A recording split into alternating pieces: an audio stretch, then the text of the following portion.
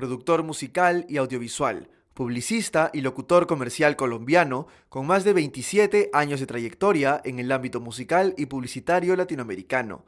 CEO fundador de Clave Digital Training Center, academia online de audio y producción musical, con más de 20.000 estudiantes en 80 países, cuyos cursos se encuentran entre los mejor calificados de la web. Hola, hola, buenas tardes. Buenas tardes a todos.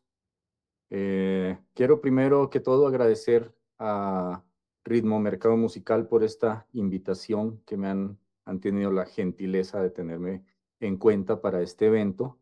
Y bueno, hoy estamos aquí para conversar, hablar un poco sobre el tema de producción musical y sobre la importancia de las herramientas que la tecnología hoy pone a nuestro alcance para desarrollarnos como productores musicales. Entonces yo he preparado una presentación que quiero compartirles ahora. Les voy a compartir un poco de mi presentación. Me dan un segundo.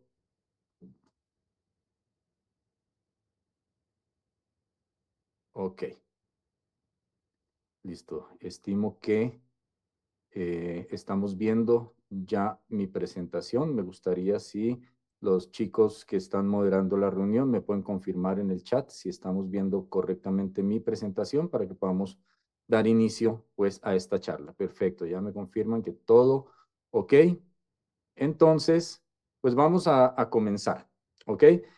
Como les decía, vamos a hablar del tema de producción musical y las herramientas tecnológicas que tenemos al alcance hoy en día, todos como músicos, ¿no? Básicamente, esta charla va a estar orientada a los músicos que en su mayoría pues ya están incursionando o están trabajando desde su casa, desde esto que hoy en día conocemos como los famosos home studios, ¿no? Entonces, tenemos esta primera presentación acá eh, que dice música, tecnología y casa. La casa realmente pueden convivir estas cosas, pueden ser compatibles estos tres elementos, como lo hacemos prácticamente todos hoy en día, y vamos a empezar a dar un recorrido por esto. Ok, quiero comentarles un poquito, hacerles un poco de historia.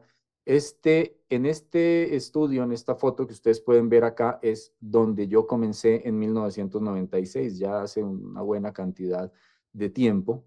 Y esta era una época especial, era bastante diferente a como es ahora, porque antes de esto que estamos hablando de los estudios en casa, de esta compatibilidad que existe ahora de ese modo.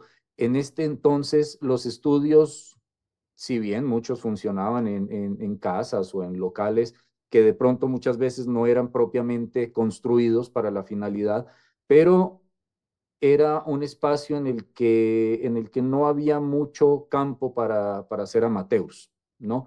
Regularmente todos empezábamos en un estudio profesional, de alguna forma entrábamos a un lugar como este a ser asistentes o a desempeñar cualquier labor dentro de un estudio en el que funcionaba esto como negocio en todos los casos, ¿no? Porque obviamente no era o muy difícilmente alguien tenía toda esta infraestructura y toda esta inversión para como hobby. Esto todos eran negocios y en ese entonces los home studios no eran comunes, no era que no existieran, pero no eran comunes.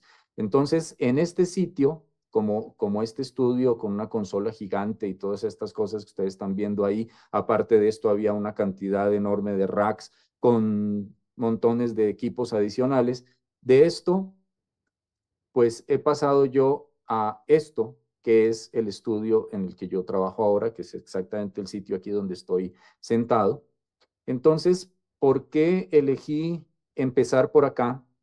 Es para contarles un poco que yo viví un poco esa transición, ¿no? Esa transición de pasar de los estudios grandes a los home studios. De hecho, este estudio que ustedes están viendo acá lo tengo en mi casa.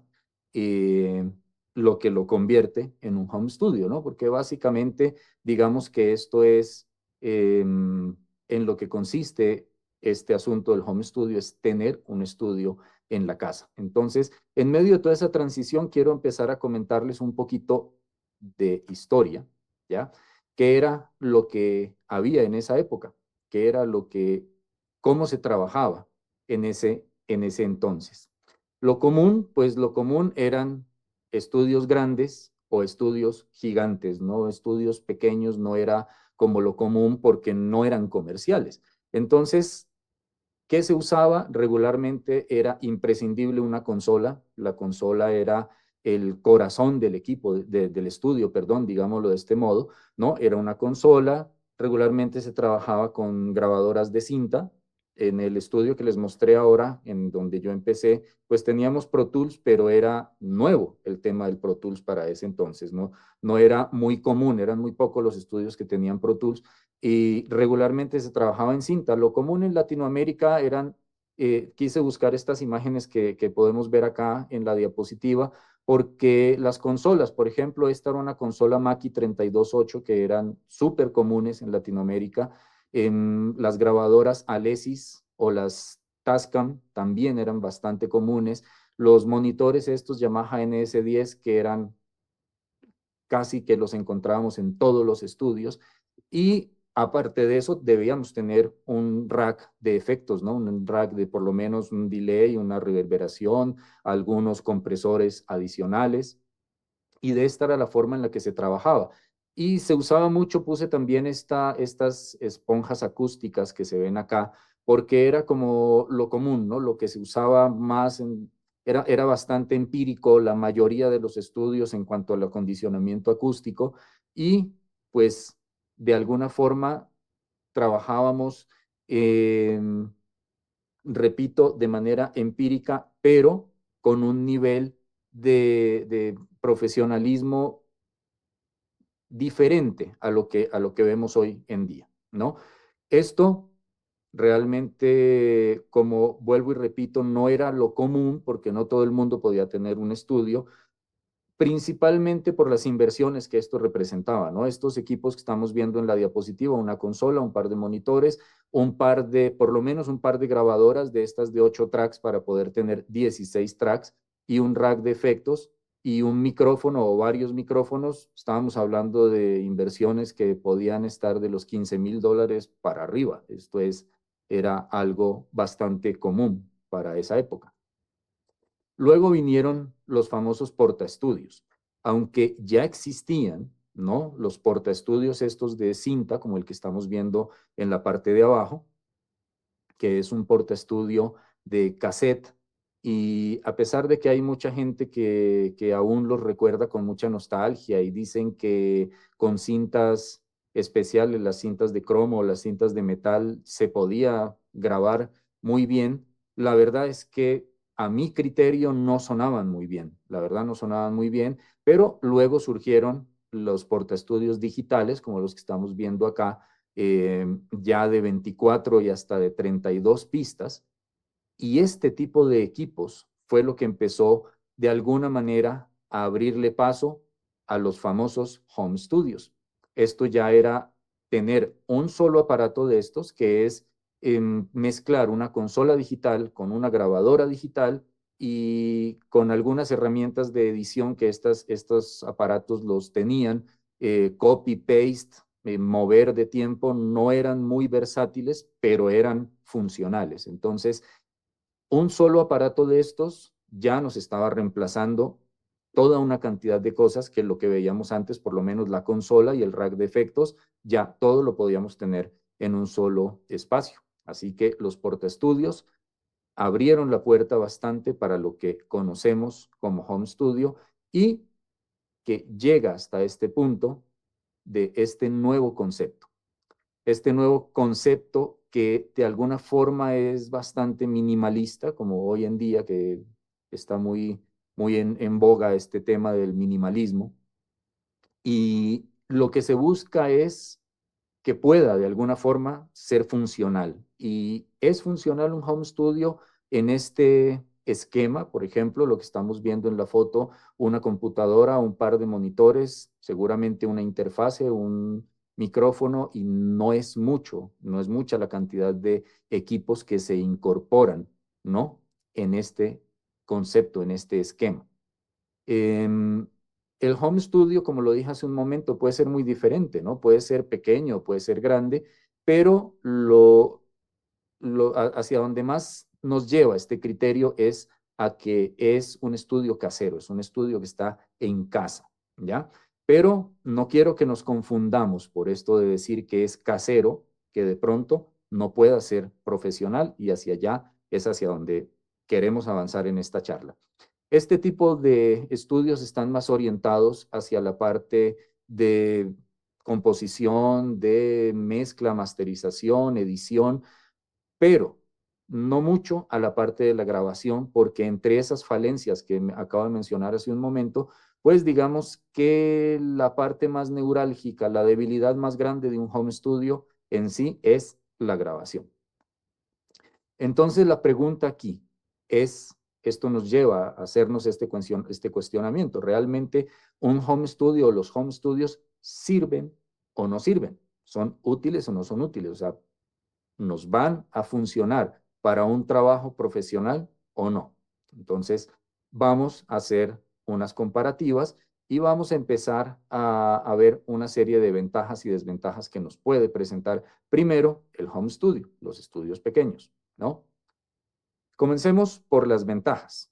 Como ventaja tenemos, por ejemplo, menos espacio, obviamente, porque lo podemos tener en cualquier sitio, en la casa, incluso muchas personas lo tienen dentro de su misma habitación, ¿no? O sea, es una manera de poder tener un home studio. Otra ventaja que tenemos también bastante grande con un home studio es la disponibilidad. Y la disponibilidad es esto de que podemos tener el home studio para trabajar todo el tiempo que queramos porque está en la casa y porque esto no nos implica lo que sí implicaba el estudio como el que les mostré al principio, donde trabajábamos y cobrábamos por hora o cobrábamos por un proyecto. Entonces, en muchos casos, en muchos sentidos, esto no permitía de alguna forma que se desarrollaran las ideas con el concepto que podía tener ya el esquema de producción o de preproducción, digámoslo así, ¿no? Porque era muy difícil que un artista llegara a un estudio a pagar por, por probar, por experimentar. Esto no pasaba, o sea, el artista llegaba ya cuando tenía que grabar, y muchas veces en este proceso, muchas veces de pronto podía haber ciertos obstáculos porque probablemente las expectativas que tenían a veces los artistas antes de entrar a un estudio eran diferentes y entraban al estudio y las cosas no se cumplían de pronto como se esperaba. Entonces, esta disponibilidad es un punto a favor enorme que tiene el home studio. Poca inversión, como tercer punto, les acababa de mencionar hace un rato, una de las partes complejas de los estudios grandes era que eran inversiones grandes, ¿no? O sea, los equipos eran muy costosos y eran bastantes equipos los que había que tener. Ahora, en el concepto minimalista de lo que acabamos de ver en las imágenes anteriores, pues obviamente la inversión no llega a los límites o a los extremos que llegaba antes. La cercanía, pues les acabo de comentar, mi estudio yo lo tengo hoy en día en mi casa, entonces para mí no, sino todos los días me levanto de mi cama, me baño, me visto y salgo y ya doy dos pasos y estoy en mi estudio. Entonces no tengo la dificultad del transportarme, de la demora y todo este tipo de cosas, ¿no? Los costos bajos, pues obviamente lo que estábamos hablando ahora, no solamente en la inversión de montar el estudio, de equiparlo, de armarlo, sino además de la operación, del sostenimiento, de mantenerlo. El estudio, pues, no genera costos, los mismos costos que generaba antes un estudio. Como les dije, este tipo de estudios anteriormente, pues todos eran negocios, y el que fuera un negocio implicaba, de hecho, que tenía que haber empleados, había una secretaria, había un personal de limpieza, había varias personas que se involucraban en este trabajo y esto eran sueldos, arriendos, servicios, impuestos y una cantidad de cosas que no eran bajos. Acá sí tenemos costos muy bajos. Y algo que yo puse acá es pocos cables, créanme que esto es una de las ventajas más grandes que tienen los estudios pequeños hoy en día, es no involucrar una cantidad enorme de cables y ya más adelante les voy a contar por qué. Ahora, como desventaja, se dan cuenta que tenemos las dos primeras son exactamente las mismas. Como ventaja teníamos menos espacio, pero como desventaja también tenemos el menos espacio. ¿Y esto en qué se representa como una desventaja? La principal de las causas en que esto representa una desventaja es cuando queremos grabar, por ejemplo, una batería o cuando queremos grabar varios músicos al mismo tiempo.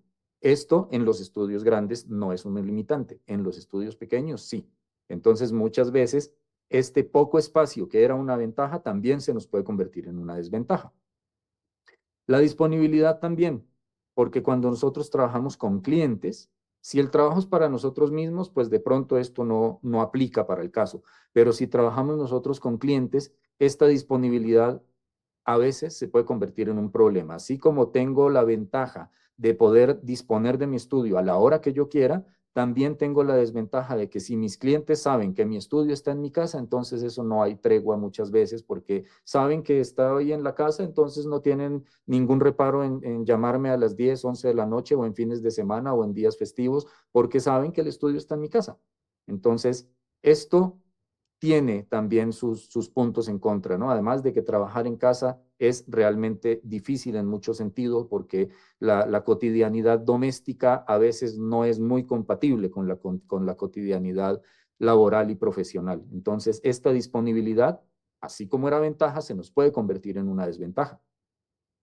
Una de las desventajas más grandes que podemos tener en un estudio pequeño es la acústica pobre, la dificultad de poder tener un buen acondicionamiento acústico. Eso se vuelve una desventaja porque en muchas ocasiones el espacio reducido se vuelve muy problemático, especialmente con las frecuencias graves, que es lo que de alguna forma más interactúa por las longitudes de onda en espacios pequeños. Entonces, se nos puede convertir esto también en una desventaja, la acústica pobre, la insonorización es difícil, o sea, imaginemos si tenemos el estudio en la casa, en la habitación, como lo tiene mucha gente, pues, hombre, es la misma habitación en la que una persona vive, duerme y todo este asunto, entonces el hecho de poder eh, aislar acústicamente eso es bastante complicado. El aislamiento acústico para que sea eficiente necesita espacio, necesita materiales pesados y esto no es fácil de implementarlo en un espacio pequeño, dentro de una vivienda, ¿no? Dentro de un sitio que está hecho para vivir, más no para hacer un estudio como tal. Otra desventaja que podemos también tener con respecto a los home studios son los pocos micrófonos. En un home studio, bueno, si tenemos plata, pues podemos tener todos los micrófonos que queramos, pero regularmente no son espacios donde se tenga una cantidad de micrófonos. Y la última de las desventajas es que hay mucha, pero muchísima competencia, porque antes, cuando los estudios eran grandes, pues obviamente eran menos los que existían. Hoy en día, home studios se pueden contar por miles en todas partes. Entonces, si nosotros pensamos en que el estudio sea un negocio, pues obviamente esto no lo complica. Ahora vámonos hacia los grandes estudios. Los grandes estudios, la pregunta, en cambio, aquí ya no es si sirven o no, la pregunta es si viven o no. La triste realidad es que los grandes estudios en todo el mundo están desapareciendo. El estudio que vemos en la foto, de hecho, es un estudio que estaba ubicado en Buenos Aires, en Argentina. Es un estudio que era de Alejandro Lerner, este cantante reconocido. Se llamaba El Pie, este estudio. Y si mal no estoy, el año pasado sí, creo que fue el año pasado, el año antepasado, decidieron ya cerrar el estudio. Cerrar el estudio y como este caso que les estamos mencionando acá en Latinoamérica, en Buenos Aires, pues en el resto del mundo hay montones de estudios grandes y legendarios que han tenido que cerrar sus puertas. Entonces, hagamos un análisis de esto con las ventajas y desventajas. La ventaja, una de las ventajas de un estudio grande es mucho espacio, al contrario de los home studios. Entonces, tener mucho espacio sí nos sirve para grabar baterías, para grabar orquestas enteras, para grabar bandas, que cuando nosotros grabamos, por ejemplo, si tenemos la posibilidad de grabar una banda, una orquesta entera, créanme que hay una diferencia abismal, enorme, que cuando se la graba por tracks. La interacción que generan los músicos es algo que no se puede igualar cuando estamos trabajando en un track por track dentro de un estudio en otro estilo, ¿no? La buena acústica, comparado con lo que hablábamos, la diferencia de los home studios, que trabajar la acústica es difícil, pues bueno, la acústica en los estudios grandes regularmente es bien tratada y es bien controlada, entonces esto lo hace ventajoso en ese sentido. Y además que tienen muchos equipos, ¿no? Hay equipos para lo que queramos y de pronto hardware externo y equipos que de alguna forma pueden representarnos cierta riqueza en algunos sentidos. Ahora, como desventaja, el mucho espacio también es una desventaja, porque pues sí, qué bien tener un espacio muy grande, pero qué difícil conseguir un espacio grande, ¿no? Tenemos que conseguir un lugar que sea grande y esto va a generar costos elevados, arriendo y el acondicionamiento y todo esto, pues es una desventaja. La desventaja más grande, yo creería en este caso, es que esto requiere una gran inversión. Un estudio grande no es barato, puede llegar a costar millones de dólares y esto no es algo que sea fácil para todo el mundo, ¿no? Los costos que esto genera son costos elevadísimos porque volvemos a lo mismo de antes. Aquí necesitamos personal de administrativo, personal de mantenimiento, personal de limpieza, personal técnico y mantener esto es muy difícil. Muchos cables, como les dije hace un momento, es un dolor de cabeza. Créanme que a veces tener cantidades enormes de cables conectados en cantidades de equipos es un dolor de cabeza en cuanto al mantenimiento y en cuanto a las fallas recurrentes que pasan todo el tiempo y es para volverse loco uno tratando de encontrar en dónde está la falla en medio de miles y miles de cables. Entonces, esto es realmente puede llegar a ser una desventaja grandísima, además de que los cables también son una inversión altísima. Para que el estudio rinda y esté bien configurado, pues los cables deben ser buenos cables y esto es costoso. Entonces, todo esto hace que un estudio de estas características sea muy difícil de rentabilizar. Cada vez, como les digo, muchos estudios están cerrando y esa es la principal razón, que está dejando de ser negocio tener un estudio grande. Entonces, vamos a meternos un poquito ya en lo que es el esquema técnico. ¿Cuál era el esquema de estos estudios o cuál es el esquema de los estudios, de los home studios?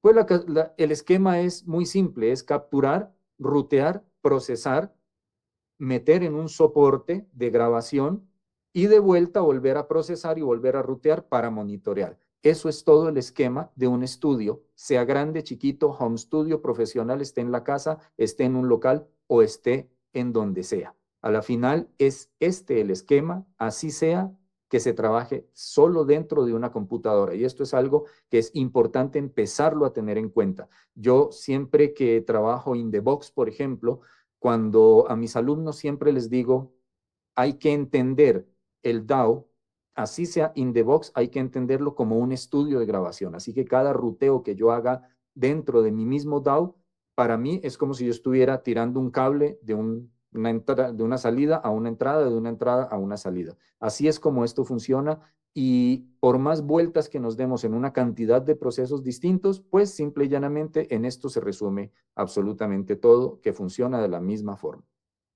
Entonces, ¿cómo llegamos a donde estamos? Y en realidad, ¿en dónde estamos, pues se ha recorrido un largo camino y ese camino en los últimos años se ha ido acelerando muchísimo, muchísimo. Y esto ha hecho que para los músicos hoy en día sea vital, sea muy necesario y realmente imprescindible tener equipos y saber cómo utilizarlos. Esto ya es algo que se ha generalizado y anteriormente las facultades o las escuelas de música, los conservatorios, no enseñaban la parte técnica y la producción de la producción musical a los músicos y hoy en día ya es algo que se está debiendo incorporar en este sentido porque realmente es necesario para todos. ¿Ok?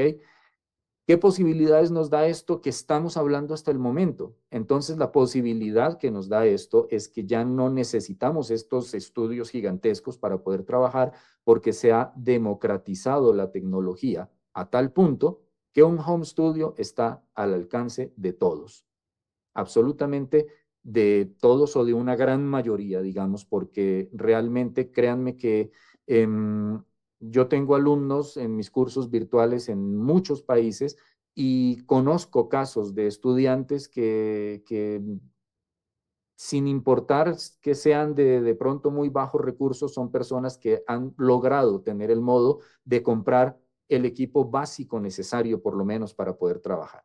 Entonces, en este sentido, ¿qué es lo que necesitamos?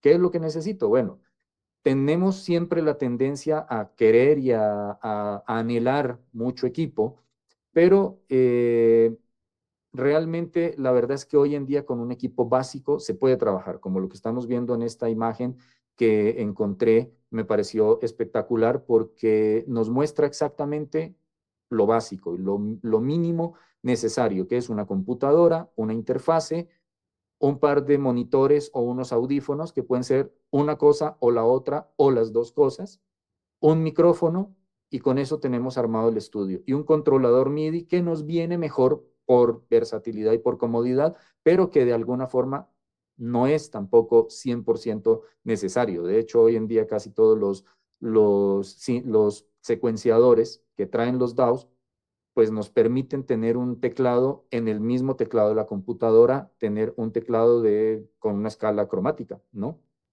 Y ya es de alguna forma suficiente para poder crear de alguna manera. Entonces, en medio de todo esto que necesitamos, vamos a hablar un poquito del software. Y hoy en día la oferta de software es realmente casi que infinita.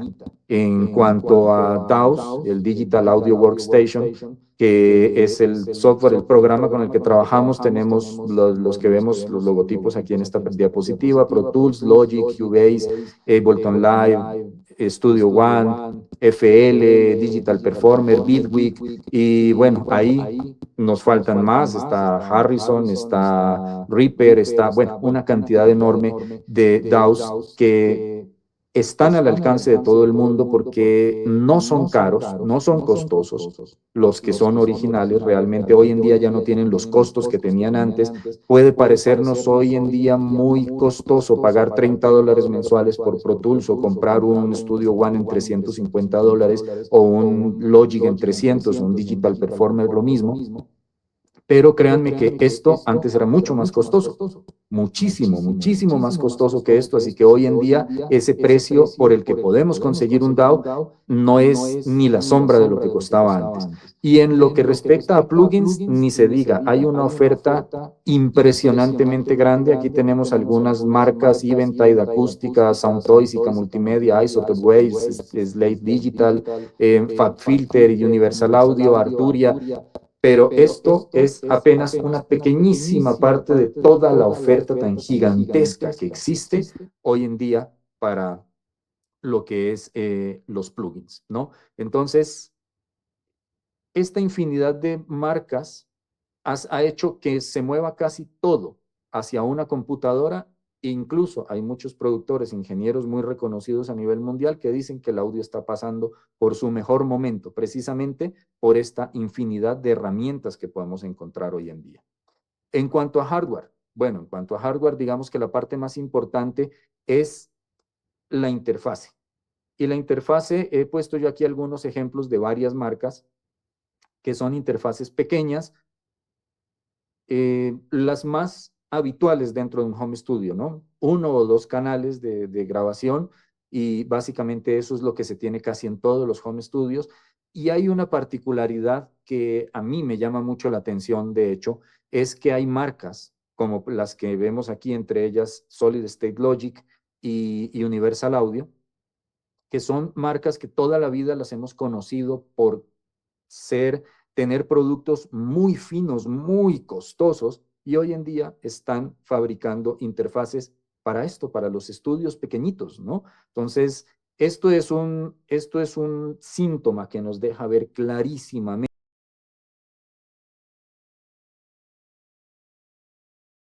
el entorno casero, ¿no? O sea, el hecho de que SSL, que tiene consolas que pueden sobrepasar los $100,000, tenga una interfase como la SSL2 que vale 280, $300, eso resulta increíble y son interfaces de hecho que generan muy buena calidad.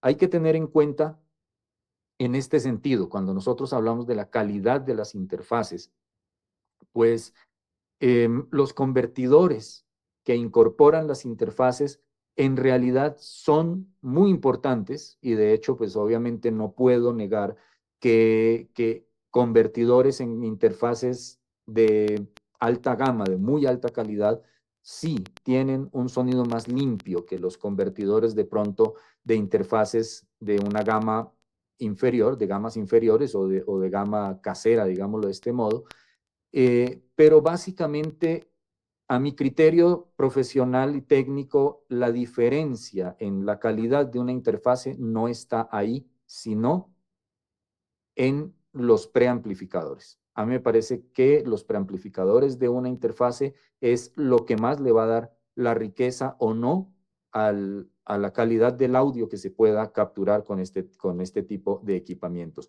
Y las tenemos de todos los precios, los que vemos aquí en la imagen, desde Behringer, de esta como la que está aquí, esta Euforia, que están alrededor de los $800, perdón, los $80, no 800, de los 70, $80, hasta las más famosas, estas, las de Universal Audio, que pueden llegar a unos 1,200, o las de Antelope también llegan a estos precios, pero la verdad es que la mayoría de interfaces que están al alcance de todo el mundo, pues oscilan entre los 200 y los $400, y en ese rango de precio realmente podemos encontrar muy, pero muy buenas opciones. Entonces, esto es en cuanto al hardware que se usa básicamente en la parte de lo que es la captura de audio. Ahora tenemos más hardware, más equipos que se necesitan para un estudio, que básicamente pues iniciamos con una computadora. Hoy en día las computadoras, algo que quería mencionar en la diapositiva anterior, se me pasó por alto, es diferenciar estas interfaces que son de más costosas. Lo que tienen es un DSP, que es un Digital Signal Processor, es un procesador de señal que de alguna forma, digamos que le aliviana un poco la carga al computador, al procesador de un computador. Anteriormente, todas las interfaces, al principio, en ese estudio que les mostré de 1996, teníamos interfaces, varias interfaces de 8 canales cada una en este estudio, y todas estas interfaces tenían DSP. ¿Por qué? En ese entonces, si les cuento con qué computadora trabajaba en ese entonces, seguramente que ni me lo van a creer. Era una computadora con 64 megas de RAM, megas, no gigas, ojo, 64 megabytes de RAM y un procesador de 256 megahercios, que eso era, hoy en día sería ridículo. Ni el peor de los teléfonos tiene tan poquita capacidad como lo que tenía esa computadora con la que yo trabajaba en un Pro Tools en 32 canales, ¿no? Con 4 interfaces de 8 canales. Hoy en día las computadoras tienen capacidades de procesamiento muy elevadas, así que ya no es del todo necesario que una interfase incorpore DSP si nosotros tenemos buenas capacidades en nuestra computadora. Entonces, procesadores, bueno, hay montones de procesadores, casi todos los de últimas generaciones son procesadores muy rápidos, 16 megas de RAM mínimo, y de ahí para arriba podemos tener sin mayor dificultad en muchas computadoras, y a eso adicionarle también micrófono y monitoreo. Y ojo que es importante recalcar aquí lo que es monitoreo. Monitoreo no significa simplemente tener unos altavoces y ponerlos enfrente. Los altavoces son apenas una parte del sistema de monitoreo, porque el sistema de monitoreo general tiene que involucrar el acondicionamiento acústico del espacio. Si no hay un acondicionamiento acústico, por lo menos mínimo, para tratar de sacarle verdaderamente provecho a unos monitores, pues entonces para esos casos de pronto es mejor trabajar con audífonos. Aunque a mi parecer, a pesar de que hay muchas personas que trabajan con audífonos y logran hacerlo muy bien porque han practicado, se han entrenado para trabajar con audífonos, pero a mi parecer y desde mi gusto, como yo trabajo, yo prefiero 1000 veces siempre trabajar con monitores que trabajar con audífonos. Pero esto, vuelvo y repito, hay que tenerlo en cuenta que un sistema de monitoreo no son simplemente los altavoces. Ok, entonces la pregunta del millón acá viene siendo esta. ¿Puedo lograr buenos resultados con poco? Y la respuesta es un rotundo sí. Absolutamente sí. Se puede lograr buenos resultados con poco. Se puede lograr resultados profesionales con poco. En este entorno actual, entonces, ¿cómo puedo hacer para lograr buenos resultados con estas pocas herramientas? Pues la clave está en el saber.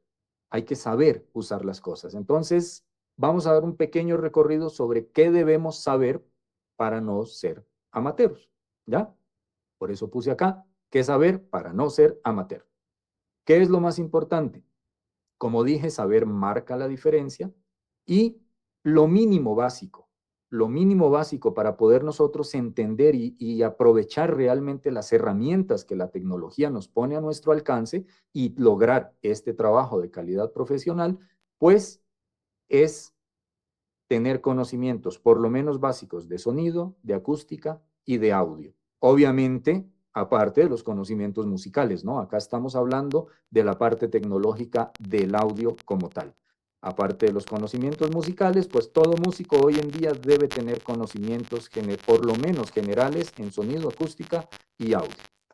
Entonces, por ejemplo, en sonido, ¿qué es lo que deberíamos saber mínimamente en cuanto a la parte del sonido? Lo que es una onda sonora, obviamente entender la onda sonora y dentro de lo que es esta onda sonora deberíamos entender por lo menos lo que es la amplitud, la longitud, el periodo y la frecuencia. Ojo que estamos haciendo un recorrido por, por este tipo de conocimientos básicos que deberíamos tener, ¿no?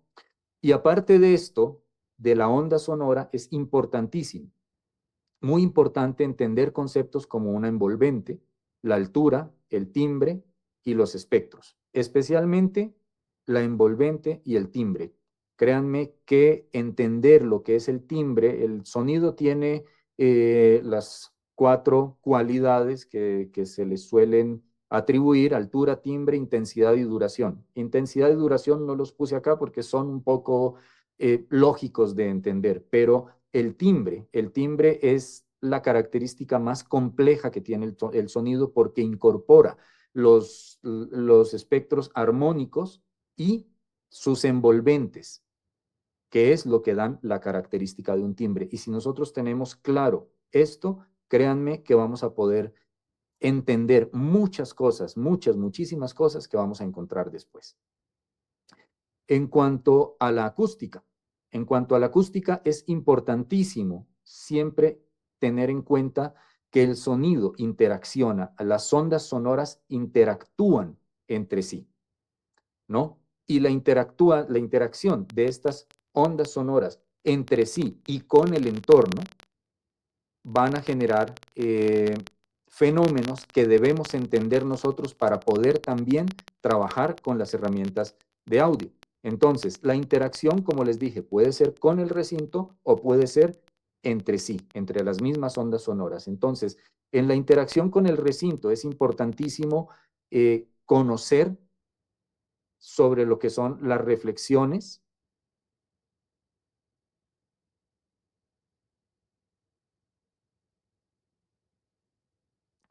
perdón, es importantísimo entender las reflexiones, lo que son las reflexiones, el fenómeno de reflexión del sonido, porque de esa forma vamos a poder incluso también nosotros trabajar la acústica del espacio en el que estamos y poder acondicionar y aislar mejor manera posible el espacio en el que vamos a trabajar, ¿no? Entonces, lo que es la reflexión, la difracción que es este fenómeno, esta capacidad que tiene el sonido de colarse por todas partes, muchas veces yo he visto muchas personas que tratan de insonorizar un sitio y se preocupan mucho por sellar unas paredes, hacerlas gruesas, poner lana de roca y hacer doble, triple pared y un montón de cosas, pero no se percatan, por ejemplo, de sellar bien los espacios abiertos de las puertas, de las ventanas, y por ahí es por donde más muchas veces se nos cuela el sonido, y eso es algo que es menos complicado de trabajar y que muchas veces nos puede dar incluso mejores resultados.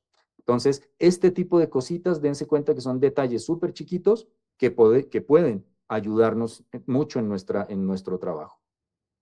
Otro asunto que es importante, muy importante, aparentemente es algo irrelevante, pero créanme que en el fondo yo he identificado muchas veces problemas en la gente que está aprendiendo porque no saben.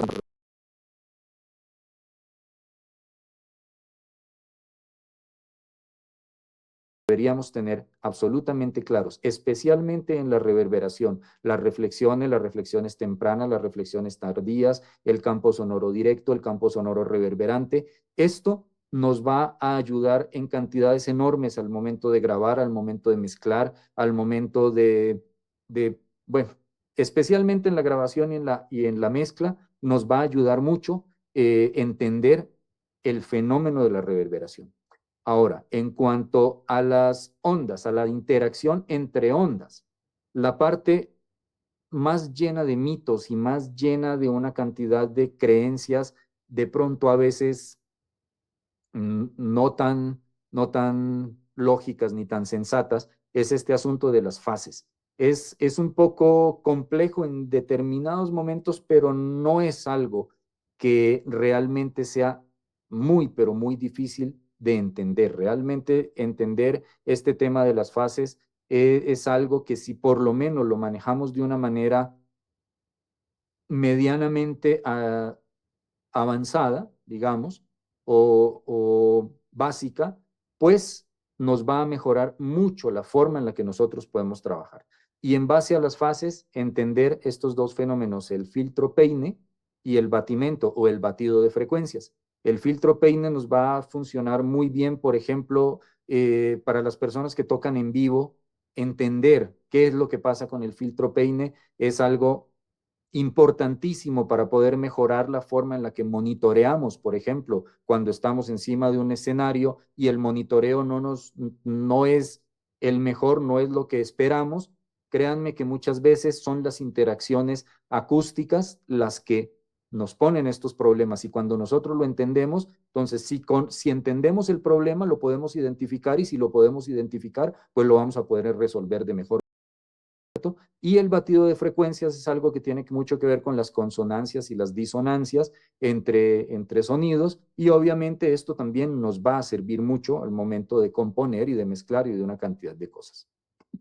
Ok, ahora vámonos hacia la parte del audio. Ya vimos sonido, ya vimos lo que era la acústica, y ya vimos también lo que es la parte, vamos a ver ahora lo que es la parte del audio. Entonces, inicialmente, lo que tenemos nosotros es entender lo que es una cadena electroacústica.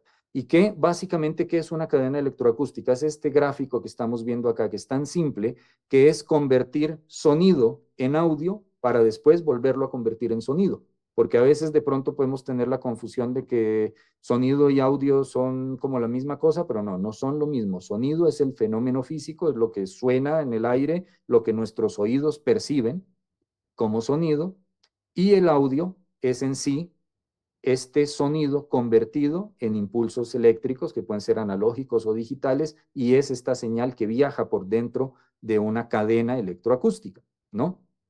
Entonces, entender básicamente que el sonido es captado por un transductor, que en la inmensa mayoría de los casos es un micrófono, o que puede ser también los pickups de un instrumento eléctrico, por ejemplo, también son un transductor, ¿no? Pero como vuelvo y repito, en la inmensa mayoría de los casos, pues el transductor es un micrófono. ¿Qué es el transductor? Es un aparato que tiene la capacidad de transformar un tipo de energía en otra. ¿Qué está transformando aquí? Está transformando energía acústica en energía eléctrica. Eso es lo que está haciendo un transductor. Y esa señal eléctrica que se nos genera, pues va a pasar por dentro de una cantidad de partes diferentes dentro de esta cadena electroacústica para al final volver a pasar por otro transductor que nos va a convertir energía eléctrica en energía sonora, que para este caso, en cambio, ya son los altavoces, sean altavoces grandes o sean audífonos, pues esta es una última transducción. Entonces, nos damos cuenta de que una cadena electroacústica empieza y termina en un transductor, ¿no es cierto? Empieza como sonido y termina otra vez como sonido. Ok, en este sentido, una de las cosas más importantes a diferenciar que son los niveles de señal. Entonces, en los niveles de señal debemos identificar que existen tres niveles de señal principales: nivel de micrófono, nivel de línea y nivel de potencia. Muchas veces tenemos de pronto estos problemas. Yo veo que muchas personas, por ejemplo, quieren conectar una línea a través de una parte de una entrada de micrófono, y entonces vamos a empezar a tener problemas de saturaciones, de diferencias de niveles o de ruidos o de una cantidad de cosas que a veces decimos, bueno, ¿por qué suena tan bajito si le estoy dando todo el nivel a la entrada? Pues porque probablemente estamos metiendo un micrófono por la entrada de una línea. ¿O por qué no suena tan fuerte? Porque de pronto estamos haciendo lo contrario. Entonces es bien importante entender que primero tenemos un nivel de micrófono, luego viene un preamplificador que lo transforma y lo eleva a nivel de línea. En este nivel de línea es donde nos movemos dentro de la cadena, en la mayor parte de la cadena electroacústica. Aquí pasamos por la consola, por la interfase, por los procesadores de efectos. En este nivel entra y se convierte en audio digital para trabajarlo dentro del DAW. Y finalmente vuelve a salir a nivel de línea cuando ya lo mandamos para poderlo escuchar. Pero antes de escucharlo, tenemos que volver a llevar este nivel un escalón bastante más arriba para que este nivel sea capaz de excitar unos altavoces y hacerlos sonar con potencia. Este es el nivel de potencia. Entonces, estos tres niveles es importantísimo tenerlos en cuenta: nivel de línea, nivel de micrófono y nivel de potencia. Aparte de eso, es importantísimo también tener en cuenta tener claro el concepto de rango dinámico, el rango dinámico de una señal, ¿no es cierto? Que es básicamente, pues, qué tan fuerte o qué tan débil en ciertos momentos suena una señal. Y esto es importante tenerlo en cuenta para también nosotros poder controlar estos niveles de señal cuando estamos trabajando dentro de una cadena electroacústica. Es importantísimo, además, saber tener por lo menos ideas básicas, nociones básicas sobre micrófonos. Los tipos de micrófonos, básicamente, que tenemos: micrófonos de condensador, micrófonos dinámicos, por ejemplo, que son los más utilizados dentro del entorno de un estudio, especialmente de un estudio casero. También podrían aparecer en algún momento los micrófonos de cinta, pero no son de uso tan común en este entorno de los estudios caseros, ¿no? Tener claro que un micrófono de condensador nos sirve para unas aplicaciones, el micrófono dinámico es mejor para otras aplicaciones. Por ejemplo, para grabar una voz es mejor un micrófono de condensador que uno dinámico, o para grabar un amplificador de guitarra es mejor un micrófono dinámico que uno de condensador. Sí, pero ¿por qué? ¿Por qué? Hay que entender cuáles son las diferencias entre estos dos tipos de micrófonos, especialmente la respuesta en frecuencia y la sensibilidad que tienen estos aparatos, ¿no? Y aparte de eso está otro factor importantísimo también, que es la direccionalidad o el patrón polar de los micrófonos, para nosotros saber cómo aprovecharlos, sea en aplicaciones en vivo como también sea como aplicaciones en estudio, ¿no? si son unidireccionales, bidireccionales, omnidireccionales, y si dentro de los unidireccionales son cardioides, hipercardioides o supercardioides, y cómo vamos a poder nosotros aprovechar estas cualidades de los micrófonos. Además, entender claro, tener muy claro dos factores básicos en cuanto a los micrófonos, que son el eje de coloración y el efecto de proximidad. Si nosotros entendemos el eje de coloración y el efecto de proximidad en un micrófono, créanme que vamos a poder lograr muchas cosas con este micrófono sin necesidad de esperar tener que lograrlo después en la postproducción.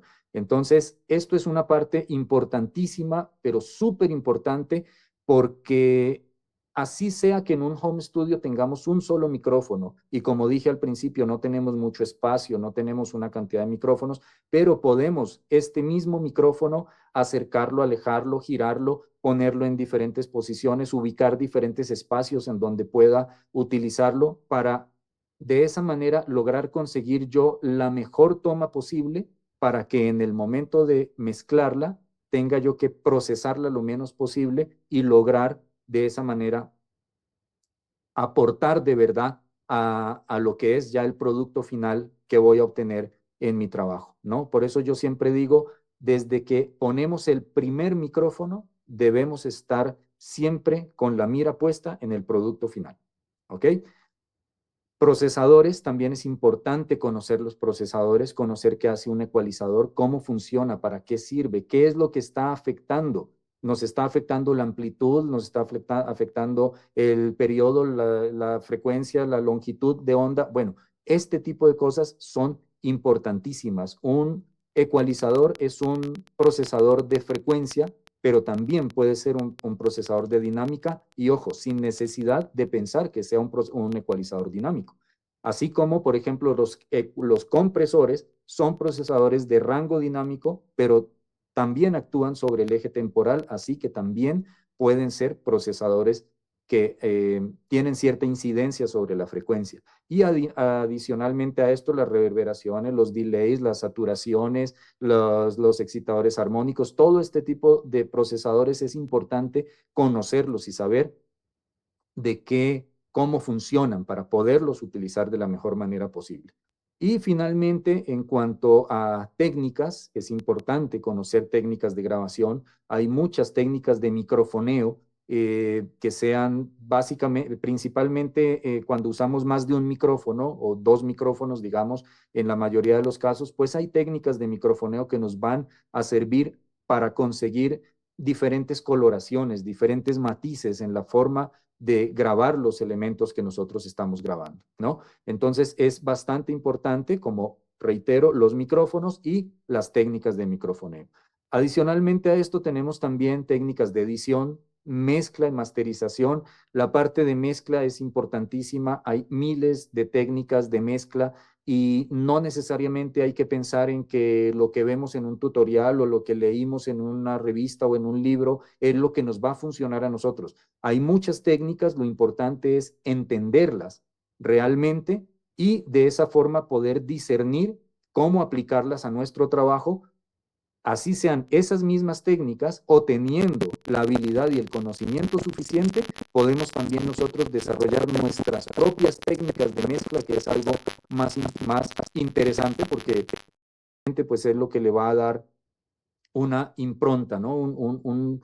Una identidad a lo que es ya nuestro trabajo como ingenieros de mezcla, si es que nos dedicamos a la mezcla. Y en cuanto a la masterización es un proceso que alrededor del que giran muchos mitos, mucho misterio, se cree muchas veces que la masterización es como una parte del proceso mágica y misteriosa que va a arreglar cualquier cosa, y no es así, ¿no? Una masterización es un proceso, si bien es importantísimo, pero ya es, digamos, que el proceso final, es la parte final de de toda la cadena de producción, en la que se hacen ciertos toquecitos finales que, no por ser mínimos, dejan de ser importantes, ¿no? Son muy importantes, y también hay ciertas técnicas de masterización que nos pueden ayudar a mejorar sustancialmente nuestro trabajo. en algo en lo que no debemos caer. Realmente, este asunto que estoy poniendo acá de que por exceso de información nos hemos centrado demasiado en la técnica. Todo esto de lo que vengo hablando antes es importantísimo, es la parte medular del entorno técnico en la producción musical, pero siempre hay que tener presente y hay que entender que nuestro objetivo final siempre está enfocado hacia la música. Entonces tenemos que trabajar en favor del arte de alguna forma, ¿no? Yo siempre digo que entender las herramientas tecnológicas, saber utilizar todos estos aparatos, procesadores y todas las cosas que acabamos de ver, es entender la tecnología y saber cómo aprovecharla a favor del arte, básicamente, ¿no? Somos un artista más, somos un músico más de la banda cuando nosotros estamos trabajando dentro de la parte de lo que es grabar, mezclar o masterizar, editar, afinar, bueno, una cantidad de cosas diferentes que podemos hacer. Entonces, hay muchas formas de estudiar, hay muchísimas formas de estudiar, de aprender todo este tipo de cosas, pero también hay que tener mucho cuidado porque hay mucho exceso de información y dentro de este exceso de información hay mucha información imprecisa, hay mucha información falsa, hay mucha información de gente que de pronto están detrás simplemente de un like y de una popularidad que anhelan alcanzar por alguna razón. Y dentro del entorno del Internet hay mucha información que vale la pena, pero hay muchísima información basura y de eso también debemos tener mucho, pero mucho cuidado. Y mucho cuidado en este sentido es buscar fuentes confiables, tratar de siempre buscar fuentes que sean confiables, no creer lo que dice cualquier persona en un video pequeñito de cualquier red social o lo que vemos en estos consejos de cartelitos por ahí en las redes sociales también en las que nos pretenden solucionar la vida en un cartel que lo podemos leer en 30 segundos, ¿no? Esto no se maneja de esa manera, esto se maneja de una manera diferente. ¿Podemos hacerlo? Sí, claro que podemos hacerlo, podemos aprenderlo y debemos tener esa precaución, debemos ser muy cautos en este sentido. ¿Ok?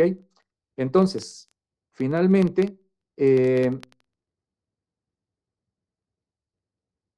finalmente, el asunto es volver a la inspiración. Es necesario esto, volver a la inspiración y ya, como digo, trabajar a favor del arte. Yo siempre suelo decir algo que estas son frases que yo les repito mucho a mis estudiantes. No hacemos músicos para músicos ni sonido para ingenieros. Nosotros hacemos arte para que la gente lo disfrute.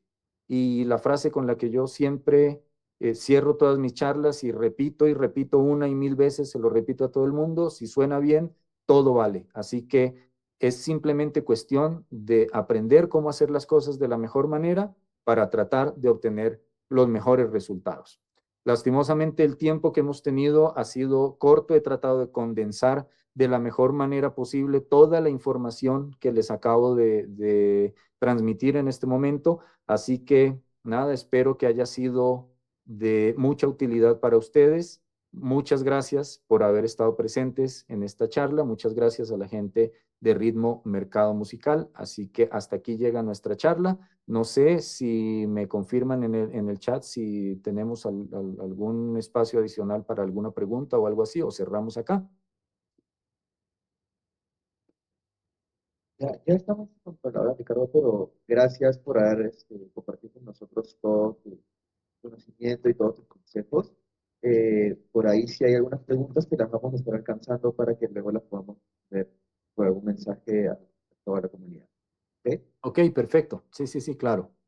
Muchísimas gracias, Ricardo. Con mucho gusto. Bueno, muchas gracias a ustedes y muchas gracias a todas las personas que nos han visto.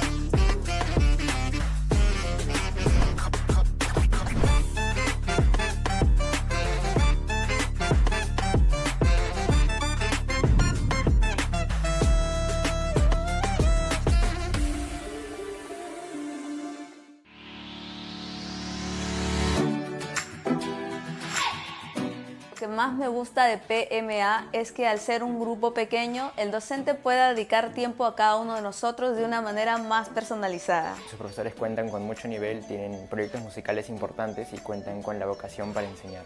Me encanta porque me brinda acceso a la sala de práctica y a la biblioteca. Tienes teclados MIDI, tienes computadora, tienes audífonos, el profesor te puede prestar un micrófono condensador y te enseñan a usarlo correctamente. Yo antes no contaba con ningún equipo, pero gracias al profesor y su asesoramiento pude conseguir el primer pack de home studio. Pues eso es lo que me encanta mucho de aquí.